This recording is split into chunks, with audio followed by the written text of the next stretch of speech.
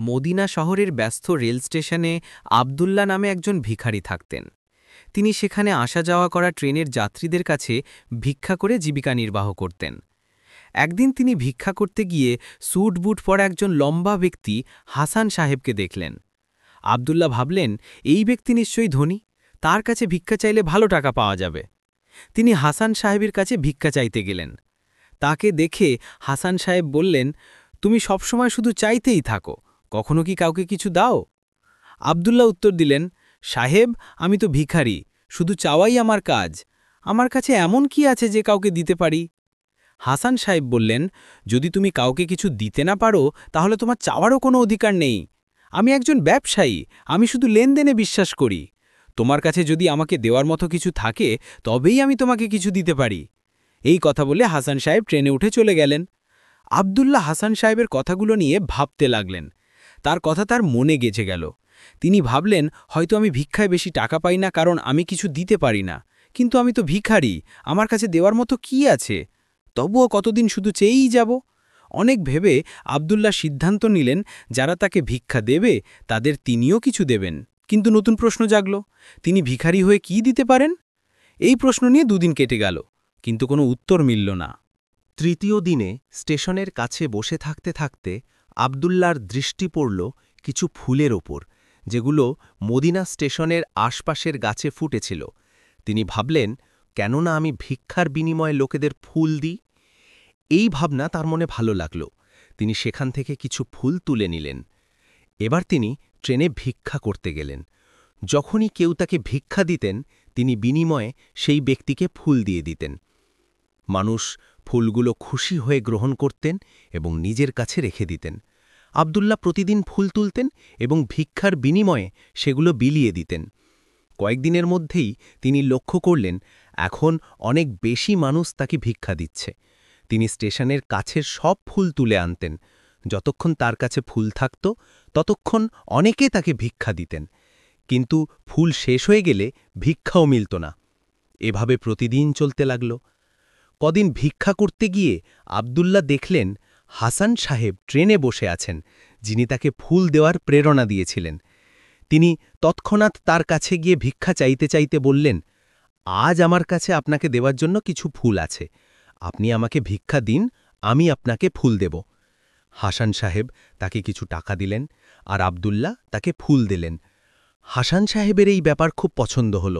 তিনি বললেন, বাহ, কি ব্যাপার, আজ তুমি আমার মতো একজন ব্যবসায়ী হয়ে গেছ। এই কথা বলে ফুল নিয়ে হাসান সাহেব তার স্টেশনে নেমে গেলেন। কিন্তু হাসান সাহেবের এই কথা আবদুল্লার মনে গেঁথে গেল। তিনি বারবার এই কথা ভাবতে লাগলেন এবং খুব খুশি হলেন। তার চোখ ঝকঝক করতে লাগল। তিনি উপলব্ধি করলেন যে সাফল্যের চাবি তার হাতে এসে গেছে, যার মাধ্যমে তিনি জীবন বদলে ফেলতে পারেন। তিনি তৎক্ষণাৎ ট্রেন থেকে নেমে এলেন এবং উৎসাহিত হয়ে আকাশের দিকে তাকিয়ে জোরে বললেন, আমি ভিখারি নই, আমি একজন ব্যবসায়ী, আমিও ধনী হতে পারি। লোকে তাকে দেখে ভাবল, হয়তো এই ভিখারি পাগল হয়ে গেছে।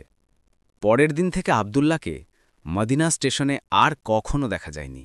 6 মাস পরে মদিনা স্টেশনে দুজন স্যুটবুট পরা ব্যক্তি ভ্রমণ করছিলেন। তারা একে অপরকে দেখে হাত মেলালেন। একজন বললেন, আপনি কি আমাকে চিনতে পেরেছেন? দ্বিতীয় ব্যক্তি হাসান সাহেব বললেন, না, আমার মনে হয় আমরা প্রথমবার দেখা করছি।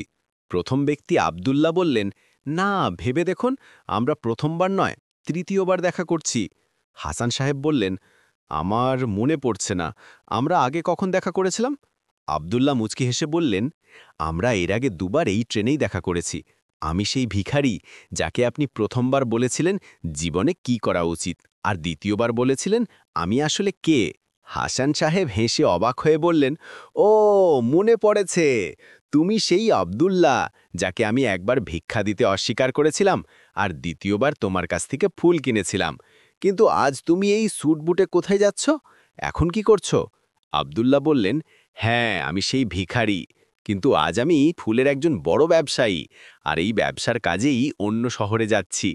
কিছুক্ষণ থেমে তিনি বললেন, আপনি আমাকে প্রথম দেখায় প্রকৃতির সেই নিয়ম বলেছিলেন যে কিছু পেতে হলে কিছু দিতে হয়। এই লেনদেনের নিয়ম সত্যিই কাজ করে। আমি এটা ভালোভাবে বুঝেছি, কিন্তু আমি নিজেকে সবসময় ভিখারি ভাবতাম, এর বাইরে কখনো ভাবিনি। দ্বিতীয়বার আপনি আমাকে বলেছিলেন যে আমি একজন ব্যবসায়ী। তখন আমি বুঝলাম আমি ভিখারি নই, বরং একজন ব্যবসায়ী। আমি বুঝলাম লোকে আমাকে ভিক্ষা দিচ্ছিল না, তারা ফুলের মূল্য দিচ্ছিল। সবাই আমার ফুল কিনছিল, কারণ এত সস্তায় ফুল তারা আর কোথাও পেত না। আমি লোকেদের চোখে ছোট ব্যবসায়ী ছিলাম, কিন্তু আমার নিজের চোখে তখনও ভিখারি ছিলাম। আপনার কথার পর আমি বুঝলাম আমি একজন ব্যবসায়ী।